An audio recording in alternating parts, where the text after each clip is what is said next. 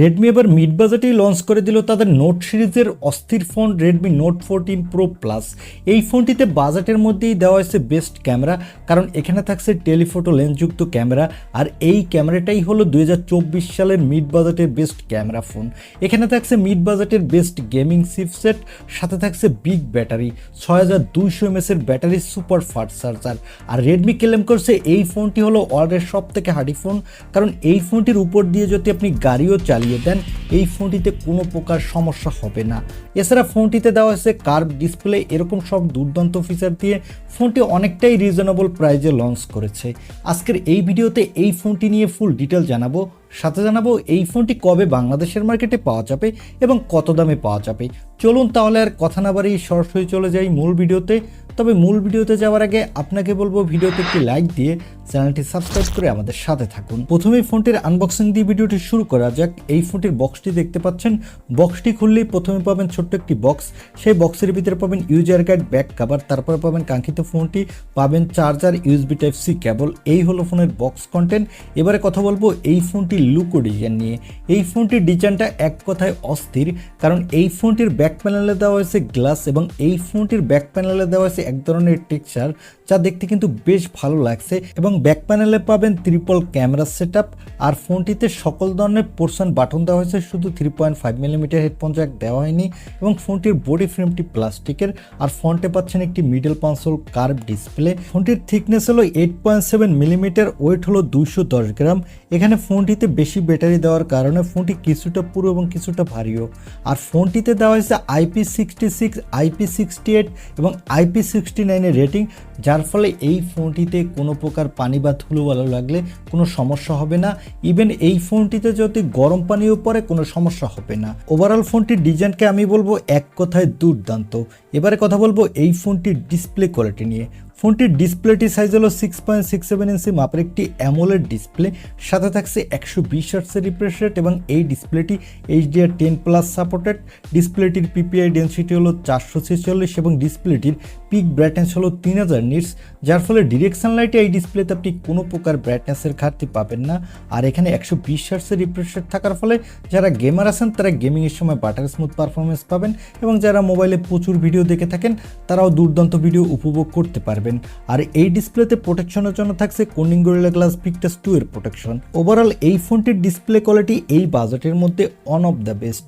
এবারে কথা বলবো এই ফোনটির ক্যামেরা কোয়ালিটি নিয়ে। আগেই বলেছি এই ফোনটির ব্যাক সাইডে থাকছে ট্রিপল ক্যামেরা সেটআপ, যার প্রাইমারি লেন্সটি হলো 50 মেগাপিক্সেলের।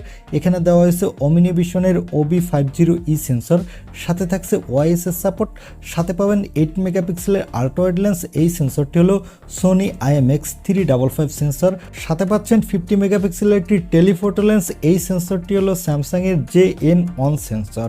এখানে ওআইএসএস সাপোর্ট থাকছে, এখানে আপনি 2.5x পর্যন্ত টেলিফোটো জুম করতে পারবেন, অর্থাৎ লসলেস জুম করতে পারবেন। এই ফোনটির ব্যাক ক্যামেরা দিয়ে আপনি 4K-তে 30 এবং 60 FPS ভিডিও রেকর্ড করতে পারবেন।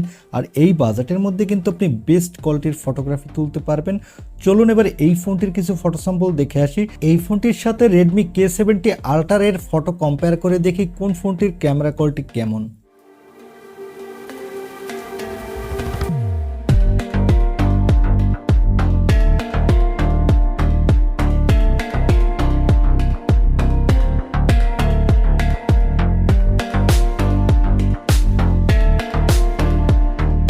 আমার কাছে Redmi Note 14 Pro Plus এই ফোনটির ক্যামেরা কোয়ালিটিকে অনেকটাই বেটার মনে হয়েছে Redmi K70 Ultra থেকে, কারণ Redmi K70 Ultra এই ফোনটির দাম কিন্তু Redmi Note 14 Pro Plus এর থেকে অনেকটাই বেশি। তারপরও ক্যামেরা ভালো মনে হয়েছে Redmi Note 14 Pro Plus এর। এখানে সেলফির জন্য পাচ্ছেন 20 মেগাপিক্সেলের সেলফি ক্যামেরা। এই ক্যামেরাটি দিয়ে আপনি ফুল এইচডি ভিডিও রেকর্ড করতে পারবেন, আর এখানেও আপনি দুর্দান্ত কোয়ালিটির সেলফি তুলতে পারবেন। এবারে আসি এই ফোনটির অন্যতম হাইলাইটেড অপশন অর্থাৎ পারফরমেন্সে। এই ফোনটিতে পারফরমেন্সের জন্য দেওয়া হয়েছে স্ন্যাপড্রাগনের 7 Gen 3 চিপসেট। এই চিপসেটটি 4 ন্যানোমিটার আর্কিটেক্টে বিল্ড, এর up to clock speed 2.5 gigahertz. এখানে আপনি দুর্দান্ত মাল্টিটাস্কিং করতে পারবেন, সাথে PUBG ফ্রি ফায়ারের মতো গেমগুলো আপনি এই বাজেটের মধ্যে বেস্ট স্মুথলি খেলতে পারবেন, কারণ এর AnTuTu স্কোর হলো 8 লাখের আশেপাশে। আর এখানে আউট অফ দ্য বক্স থাকছে Android 14, এর ব্যাকহ্যান্ডে থাকছে HyperOS। এখানে আপনি 3 বছরের মেজর অ্যান্ড্রয়েড আপডেট প্যাড পাবেন। আর সিকিউরিটির জন্য থাকছে ইন ডিসপ্লে অপটিক্যাল সেন্সর, এই সেন্সরটি কিন্তু ভালোই ফাস্ট। এবং ব্যাটারির জন্য থাকছে 6200 mAh এর একটি বিগ ব্যাটারি, সাথে থাকছে 90 ওয়াটের একটি ফাস্ট চার্জার। আর এখানে ফাস্ট চার্জিং এর জন্য দেওয়া হয়েছে P2 ডেডিকেটেড চিপ। এছাড়া এখানে থাকছে LPDDR5 RAM, সাথে থাকছে UFS 3.1 স্টোরেজ, যার ফলে ফোনটি র্যাম এবং রোম স্পিড কিন্তু খুবই ফাস্ট হবে। তবে এই LPDDR5 এবং UFS 3.1 স্টোরেজ থাকবে 16GB বাই 512GB ভেরিয়েন্টে। অন্য ভেরিয়েন্টগুলোতে থাকবে LPDDR4X RAM, সাথে থাকবে UFS 2.2 স্টোরেজ। ফোনটি মার্কেটে 3টি র্যাম ভেরিয়েন্ট এবং 3টি কালার ভেরিয়েন্টে পাবেন। এছাড়া এখানে দেওয়া হয়েছে Wi-Fi 6, Bluetooth 5.4, NFC সাপোর্ট এবং আয়ার ব্লাস্টারেরও সাপোর্ট থাকছে। এবারে আসি এই ফোনটির প্রাইসে। এই ফোনটি অলরেডি গতকালকেই চাইনিজ মার্কেটে লঞ্চ হয়ে গেছে এবং ফোনটির বেস ভেরিয়েন্ট অর্থাৎ 12256GB ভেরিয়েন্টের দাম রাখা হয়েছে চাইনিজ টাকায় 1899 ইউয়ান, যা বাংলা টাকায় কনভার্ট করলে দাঁড়ায় 32,361 টাকা। এবং এর 12512GB ভেরিয়েন্টের দাম রাখা হয়েছে চাইনিজ টাকায় 2099 ইউয়ান, যা বাংলা টাকায় কনভার্ট করলে দাঁড়ায় 35,769 টাকা। এবং এর টপ ভেরিয়েন্ট অর্থাৎ 16512GB ভেরিয়েন্টের দাম রাখা হয়েছে 2299 ইউয়ান, যা বাংলা টাকায় কনভার্ট করলে দাঁড়ায় 39,177 টাকা। তবে এই ফোনগুলো কিন্তু বাংলাদেশে এতটা কম দামে পাওয়া যাবে না। এই ফোনটির বেস ভেরিয়েন্টের দাম হবে প্রায় 40 থেকে 42,000 টাকা দাম হবে প্রথম দিকে, তবে আস্তে আস্তে দাম কিছুটা কমে আসবে। সেক্ষেত্রে আপনাকে 1 থেকে 2 মাসের মতো ওয়েট করতে হবে। ওভারঅল এই ফোনটি এই দামে আমার কাছে ভালোই লেগেছে। আপনার কাছে কেমন লেগেছে তা কমেন্টে জানাতে পারেন। আর ভিডিওটি ভালো লাগলে অবশ্যই একটি লাইক দিয়ে চ্যানেলটি সাবস্ক্রাইব করে আমাদের সাথে থাকুন। দেখা হবে নেক্সট ভিডিওতে। আজকের মতো আল্লাহ হাফেজ।